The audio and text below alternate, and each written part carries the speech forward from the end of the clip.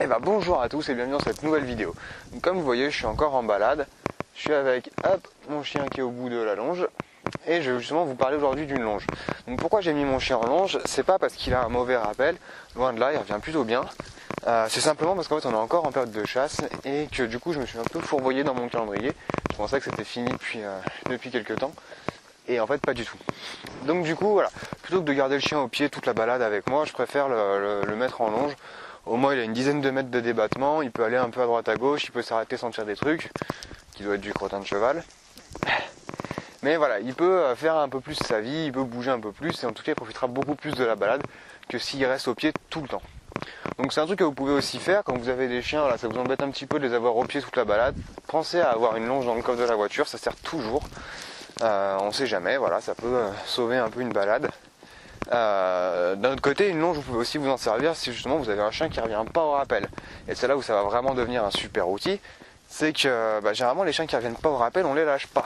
Ou alors on les lâche que dans les endroits qui sont hyper sécurisés, où on sait que le chien ne pourra pas s'enfuir et pour le rattacher, tout le monde se met en ligne, on fait une grande battue pour le coincer dans un coin, enfin ça devient un peu compliqué.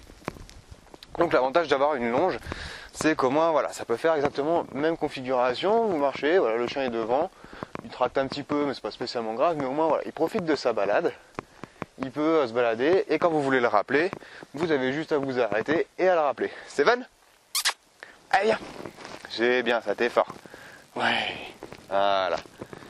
Et donc voilà, une fois que le chien revient, bien sûr, récompensez-le. Moi, j'ai que de la gratouille sur mes chiens. J'ai pas forcément de récompense avec moi quand c'est mes chiens que je promène. Mais ça peut être voilà, un premier exercice que vous pouvez faire. Mettez votre chien en longe, marchez avec lui, même s'il tracte, même s'il fait un peu n'importe quoi, c'est pas spécialement grave. Dites-vous que c'est aussi pour qu'il profite de sa balade. Et de temps en temps, vous vous arrêtez, vous le rappelez. Donc moi, ce que j'ai fait, c'est que je me suis mis accroupi pour deux raisons. D'une, parce que ça permet de cadrer un peu plus facilement. Et de deux, parce que si vous mettez accroupi, le chien a plus de facilité à venir. Vous mettez plus à son niveau et ça pourra aider un petit peu. Donc voilà, un petit exercice tout bête à faire avec la longe. Je vais le refaire encore une fois pour vous montrer. Alors, sauf que là, en fait, il s'est emmêlé dans les... Voilà. Donc la longe passe à gauche et lui, il passe à droite. C'est fun ?